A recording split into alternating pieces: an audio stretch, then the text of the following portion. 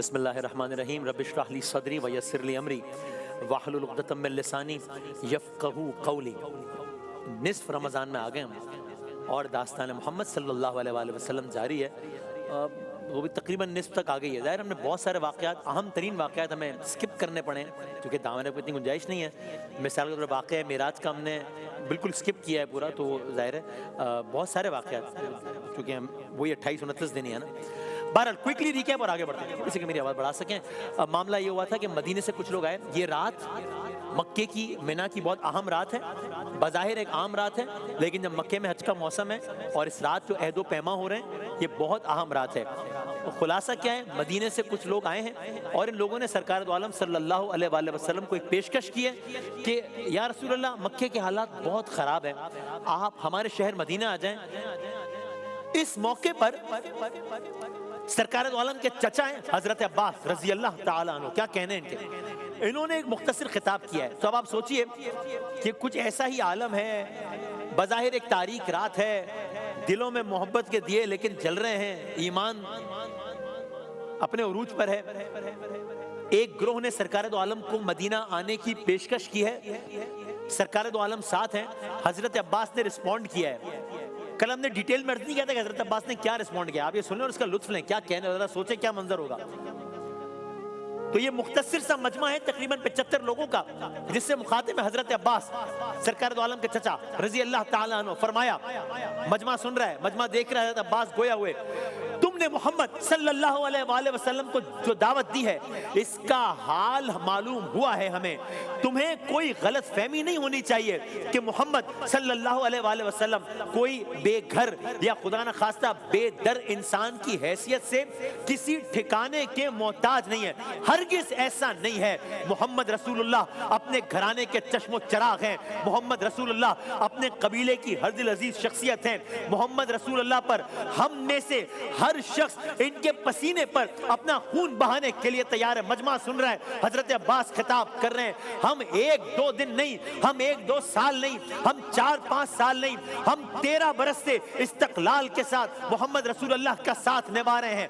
ہاں، اپنے مقصد کی خاطر خود سرکار دو عالم کا رجحان ہے کہ وہ تم لوگوں کی دعوت کو قبول کر لیں، لیکن میں تم سے یہ بات معلوم کرنا چاہتا ہوں، کیا تم نے اتنی طاقت فن ہے، کیا تم میں اتنی طاقت حرب و ضرب سے واقفیت ہے، کیا تم میں زحمتوں مصائب کے برداشت کرنے کی قوت ہے، اور یہ سمجھتے ہوئے کہ اس فیصلے کے بعد شاید عرب کے قبائل ایک دم سب تمہارے خلاف صف آرا ہو جائیں، پھر بھی کیا تم اتنے ثابت قدم ہو، اتنی ہمت ہے کہ تم ثابت قدمی اور استقلال کے ساتھ اپنی بات پر قائم رہو گے؟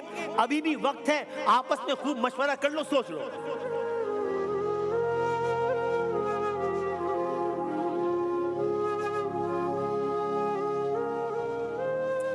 مقدمہ رکھ دیا حضرت عباس رضی اللہ تعالیٰ عنہ نے، سب پہلوؤں پر غور کر لو اور پھر سچائی کے ساتھ اثر نو وفاداری کا عہد کرو۔ ہاں، پھر جس نتیجے پر پہنچو، اگر پھر بھی اس نتیجے پر پہنچتے ہو تو بسم اللہ، یہ ساتھ جائیں گے تمہارے۔ اگر ذرا بھی کمزوری کا اندیشہ ہے، کوئی ضرورت نہیں ہے، پھر ہم 13 برس سے جس طرح بن رہا ہے ان کی حفاظت کر رہے ہیں، اب بھی جب تک دم میں دم ہے ان کا ساتھ نہیں چھوڑیں گے، یہی خدا ان کو کامیاب و کامران کرے گا۔ داستان اسلام بھی ہے، داستان محمد بھی ہے، داستان مدینہ بھی ہے، داستان مکہ بھی ہے، یہ داستان بیعت بھی ہے۔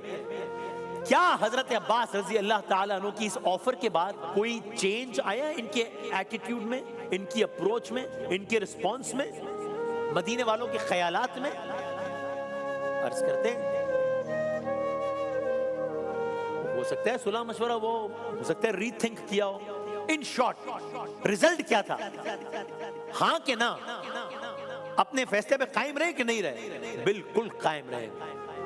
مدینے والوں کے دل پہلے ہی پختہ ہو چکے تھے، انہوں نے پورے یقین سے عرض کیا، یا رسول اللہ، ہم آپ کو اپنے اہل و عیال سے بڑھ کر حفاظت دیں گے، فدا کبھی امی یا رسول اللہ صلی اللہ علیہ وسلم۔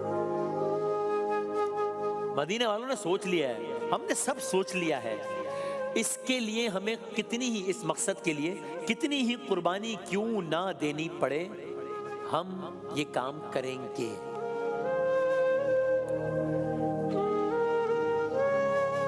دیکھیے یہ آپ بہت تاریخی لمحات سن رہے ہیں، کیوں؟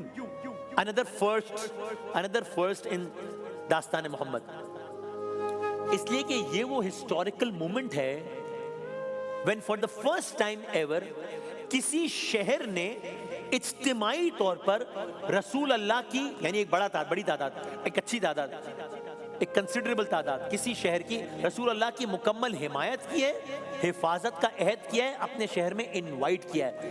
آپ ایک کوئک سوچے تو صحیح، کہاں مکے کی گلیوں میں مخالفت، کہاں حبشہ گئے تھے تو پیچھے پیچھے آ گئے تھے، اور کہاں طائف گئے تھے تو پتھر تھے، اور کہاں ایک دوسرے شہر کے لوگ آ کر کہہ رہے ہیں آپ آئیے، you are more than welcome, we assure you, we guarantee you.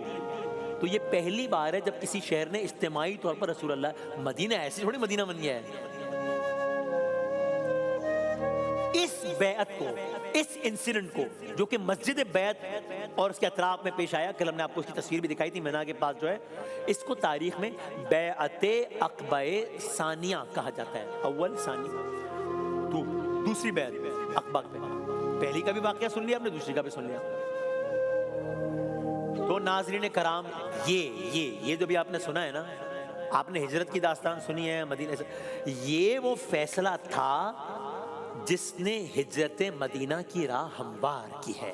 اس کا بیک گراؤنڈ یہ ہے، یہ وہ فیصلہ تھا جس نے اسلام کو ایک مضبوط معاشرتی سہارا فراہم کیا ہے، اور یوں عقبہ کی اس خاموش رات میں، بظاہر اس تاریک رات میں، ایک ایسا کانٹریکٹ کہہ لیجیے ہو گیا، ایک ایسا عہد و پیما ہو گیا جس نے ہسٹری کا رخ بدل دیا۔ اب ہجرت قریب ہے، اب اسلام کے ایک نئے چیپٹر کا آغاز ہونے والا ہے۔ اچھا اب مکے میں کیا ایٹماسفیئر ہے؟ So apparently situation is getting tense in Makkah now. It is changing now. کیوں؟ رسول اللہ مدینہ چلے گئے؟ نہیں ابھی نہیں گئے۔ کیا کیا آپ نے؟ سرکار دو عالم نے اب صحابہ کرام کو مدینہ ہجرت کی اجازت دینا شروع کی ہے۔ سو مکے میں یہ جو موومنٹ ہو رہی ہے یہ آبزرو ہو رہی ہے، کیونکہ یہ جو پرمیشن ہے سرکار کی طرف سے کہ موو ٹو مدینہ، یہ ایک نئے چیپٹر کا اعلان ہے۔ ہاں لیکن اس کا ایک اور رخ بھی تو ہے، دیکھیے اس کے ساتھ جدائیوں کا درد بھی تو ہے نا۔ کوئی اپنا گھر چھوڑ رہا ہے، سب مکہ چھوڑ رہے ہیں، کوئی تجارت چھوڑ رہا ہے، کوئی خاندان چھوڑ رہا ہے۔ کئی ایسے تھے جو خاموشی سے رات کے اندھیرے میں نکلے تاکہ دشمنوں کو خبر نہ ہو۔ مکے کی گلیاں ان کے قدموں کی چاپ سن رہی ہیں، جو اللہ اور اس کے رسول کی محبت میں سب کچھ قربان کر کے مکہ چھوڑ رہے ہیں۔ ایموشنل مومنٹس بھی ہیں مکے میں، اور دشمن سب کو آبزرو کر رہے ہیں کہ یہ کیا ہو رہا ہے، یہ کیا موومنٹ ہو رہی ہے۔ وہ دیکھ رہے ہیں کہ مسلمان ایک ایک کر کے نکل رہے ہیں۔ اب دل میں خوف بھی ہے کہ اگر یہ لوگ جا رہے ہیں اور پھر ان کے سردار، ان کے آقا، ان کے مولا، ان کے رسول محمد صلی اللہ علیہ وآلہ وسلم بھی مدینہ پہنچ گئے، یہ تو پرابلم ہو جائے گی ہمارے لیے۔ اگر مدینے میں ایک اسٹرانگ سینٹر قائم ہو گیا تو پھر کیا ہوگا؟ یہ جو ڈیولپنگ سٹوری ہے، ڈیولپنگ سینیریو، اس کو دیکھ کے اب قریش نے کیا کیا؟ عرض کرتے ہیں قریش کی فکر اتنی بڑی کہ انہوں نے باقاعدہ ایک اجلاس بلایا ہے دار الندوہ میں۔ دار الندوہ کیا ہے؟ کہہ لیں کہ قریش کا یہ سیاسی ہیڈ کوارٹر ہے۔ سب دوبارہ مکے کی گلیوں میں آ جائیں، جہاں پرانا زمانہ ہے، لوگ ہیں۔ اب دار الندوہ میں اجلاس ہو رہا ہے، قریش کا سیاسی، میں آپ کہہ لیں ان کی پارلیمنٹ ہے یہ، جہاں امپورٹنٹ ڈیسیشنز ہونے اکثریت رائے سے۔ سو اب مکے میں آج کی تاریخ میں، اس داستان کی بات کر رہا ہوں، دو امپورٹنٹ ڈیولپمنٹس ہو رہی ہے۔ ادھر ہجرتیں ہو رہی ہیں، ادھر دار الندوہ میں اجلاس ہو رہا ہے۔ کیا کیا جائے؟ مسلمان تو کچھ کرنے کا ارادہ رکھتے ہیں، ان کے خلاف کیا کیا جائے؟ مکے میں یہ ہو کیا رہا ہے؟ دار الندوہ میں بڑے بڑے سردار بیٹھے ہیں اس اجلاس میں۔ ان میں امیہ بن خلف بیٹھا ہے، کون؟ جن کا آپ کو واقعہ سنایا تھا، جس کا کہ حضرت بلال کا جو سردار تھا اور ان پہ ظلم کیا تھا۔ ان میں ابو جہل بیٹھا ہے، ان میں بہت سے اور لوگ ہیں۔ اجلاس شروع ہوا ہے، دار الندوہ میں اہم اجلاس شروع ہو گیا ہے۔ سجیشنز کیا کیا جائے؟ ہم نے شیب ابی طالب بھی کر کے دیکھ لیا, ہم نے بیک آؤٹ کر کے بھی دیکھ لیا, ہم نے حبشہ جا کے بھی دیکھ لیا, سب کو. اب اس نئی سچویشن میں کرنا کیا ہے؟ سجیشنز آ رہی ہیں. کسی نے کہا قید کر دو ان کو, رسول اللہ صلی اللہ علیہ وسلم, مشاورت ہوئی, تجویز مسترد.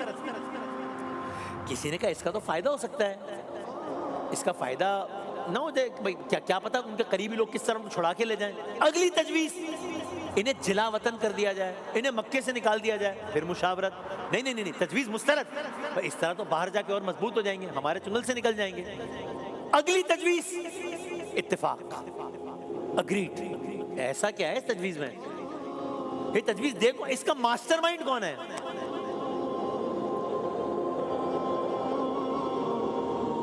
میں آپ کی خدمت میں اتنا عرض کر دوں کہ یہ جو تجویز ہے نا, یہ ایسی تجویز ہے کہ اب تک سرکار دو عالم صلی اللہ علیہ وآلہ وسلم کے خلاف جو کچھ بھی ہوا ہے نا, آپ نے سب سن لیا, میں دہرا نہیں رہا, جو کچھ ہوا ہے نا, جو کچھ بھی ہوا ہے, یہ اب تک کا سب سے سخت پلان ہے ان کے خلاف.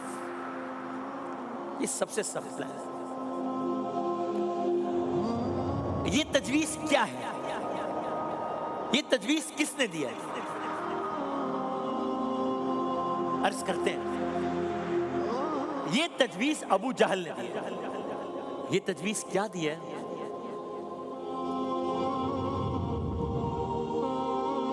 تجویز دی کہ رسول اللہ صلی اللہ علیہ وآلہ وسلم کو نعوذ باللہ قتل کر دیا جائے.